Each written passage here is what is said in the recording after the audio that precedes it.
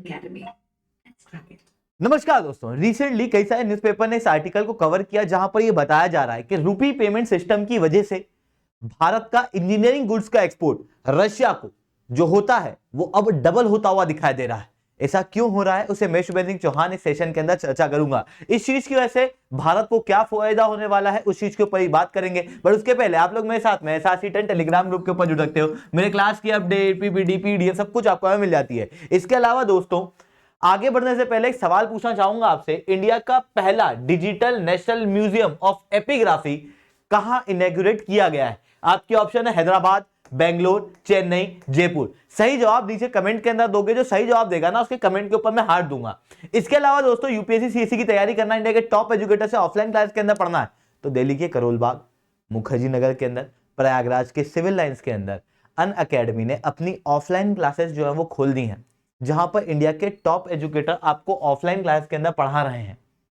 ये बैचेस हैं जो करोल बाग के अंदर 15 फरवरी से शुरू हो रही हैं, 31 जनवरी से ऑलरेडी प्रयागराज के अंदर बैचेस शुरू हो चुकी हैं और 5 फरवरी से शुरू होगी मुखर्जी नगर के अंदर। तो आप बिल्कुल से इन क्लासेस के अंदर जुड़ सकते हो। अब आप कहोगे कि इन क्लासेस के अंदर जुड़ना कैसे है, वो मैं आपको वीडियो के एंड में बताऊंगा। चलिए दोस्तों समझने का प्रयास करते हैं यहां पर हो क्या रहा है। देखो ये रशिया है, रशिया ने मिलिट्री ऑपरेशन किया यूक्रेन के ऊपर। जैसे ही यूक्रेन के ऊपर मिलिट्री ऑपरेशन किया तो दो लोग मुंह फुला के बैठ गए, एक था यूरोपियन यूनियन, दूसरा था अमेरिका, और इन्होंने रशिया के ऊपर एक्शन लेना शुरू किए। यूरोपियन यूनियन ने रशिया के ऊपर सैंक्शन लगाए और कहा कि अब हम रशिया से ऑयल नहीं खरीदेंगे और ऑयल का फेज आउट करना शुरू किया। रशिया से ऑयल की डिपेंडेंसी को कम करना शुरू किया किसने? यूरोपियन यूनियन ने।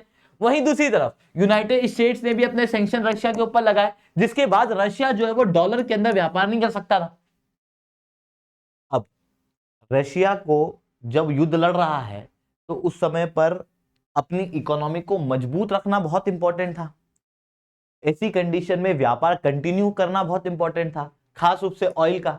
तो उसने सोचा कि यार यूरोपियन यूनियन का मार्केट बंद हो गया तो क्या हुआ, भारत और चाइना के पास जाते हैं, इनको ऑयल एक्सपोर्ट करते हैं, क्योंकि ये भी तो बड़े ऑयल कंज्यूमिंग कंट्री हैं। ऐसी कंडीशन में डिस्काउंटेड रेट के अंदर रशिया ने भारत और चाइना को ऑयल देना शुरू किया। बट अभी दिक्कत क्या की थी? पेमेंट की, क्योंकि यूनाइटेड स्टेट द्वारा यहां पे सैंक्शन जो है वो लगा दिया गया था। ऐसी कंडीशन में भारत और चाइना के साथ में रशिया द्वारा एग्रीमेंट किए जाते हैं लोकल करेंसी के अंदर व्यापार करने के लिए। भारत के साथ में भी रूपी रूबल एग्रीमेंट होता है। पर यहां पर दिक्कत क्या होती है? दिक्कत ये होती है कि रशिया से भारत ऑयल का इंपोर्ट कर रहा था और बहुत भारी मात्रा में। ऐसी कंडीशन में भारत रशिया को क्या दे रहा था? रुपया, और बदले में रशिया भारत को दे रहा था ऑयल। ऐसी कंडीशन में रशिया के पास में रुपया एक्यूमुलेट हो रहा था। अब रशिया इस रुपए का करे क्या, उसको समझ ही नहीं आ रहा था, जिसके कारण से रशिया कह रहा था कि रूपी में नहीं युआन में पेमेंट कर दो। पर भारत का चाइना के साथ में डिस्प्यूट था। ऐसी कंडीशन में भारत ने मना कर दिया कि हम युआन में पेमेंट नहीं करेंगे। तो रशिया ने कहा कि हम रुपए का करेंगे क्या।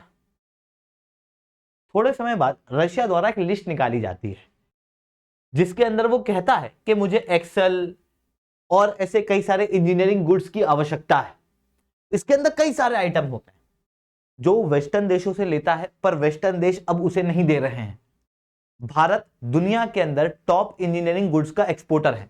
ऐसी कंडीशन में भारत कहता है मैं हूं ना, मैं आपको दूंगा, आप रुपये के अंदर हमको पेमेंट कर देना। तो जो रुपया आपके पास एक्यूमुलेट हो रहा है वो एक्यूमुलेट भी नहीं होगा। ऐसी कंडीशन में रशिया ने भारी मात्रा में भारत से इंजीनियरिंग गुड खरीदे और even engineering export promotion council of India के चेयरमैन ये कहते हैं कि हमारे इंजीनियरिंग गुड का एक्सपोर्ट रशिया में बूम कर रहा है जब से पेमेंट के एग्रीमेंट हुए हैं। हालांकि अब अगर इंजीनियरिंग गुड की बात करें तो इसके अंदर कई सारे गुड आते हैं। इवन हथियारों के अंदर भी जो सामान लगते हैं, जो पार्ट्स लगते हैं, वो भी इंजीनियरिंग गुड्स हैं।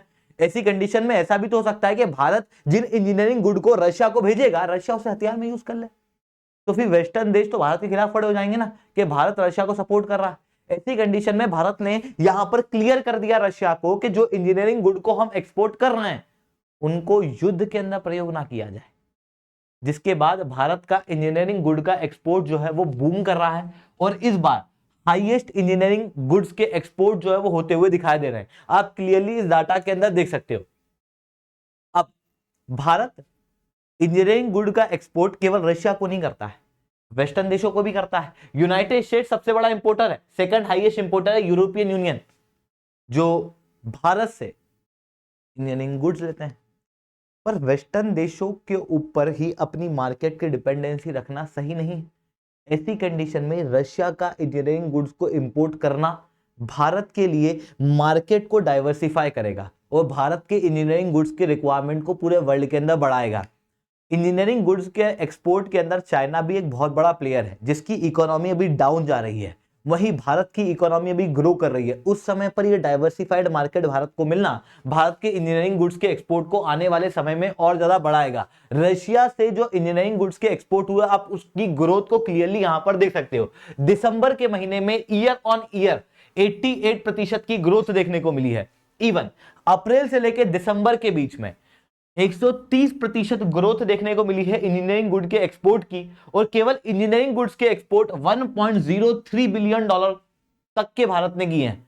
और ये फाइनेंशियल ईयर खत्म नहीं हुआ है, दिसंबर तक का डाटा है, मार्च तक ये अज्यूम किया जा रहा है, एस्टिमेट लगाया जा रहा है कि भारत का एक्सपोर्ट इंजीनियरिंग गुड्स को लेके 1.5 बिलियन डॉलर को क्रॉस कर जाएगा, जो अपने आप में काफी इंपॉर्टेंट है। अब आप देखोगे यहां पर कि अप्रैल से दिसंबर के बीच में ग्रोथ 130% और केवल दिसंबर के अंदर 88%, ये ग्रोथ कम क्यों हो गई यहां? इसका एक बहुत बड़ा कारण है, देखो रशिया से कोई भी सामान हम इंपोर्ट करें या रशिया को एक्सपोर्ट करें, ये सी लेन काफी इंपॉर्टेंट होते हैं। सी लेन के जरिए हम एक्सपोर्ट इंपोर्ट जो है वो करते हैं। डिपेंड करता है कि हमको ईस्टर्न रशिया में भेजना है या वेस्टर्न रशिया में। जनरली इंजीनियरिंग गुड जो है वो वेस्टर्न रशिया में जाते हैं, ऐसी कंडीशन में ये रूट अपनाया जाता है।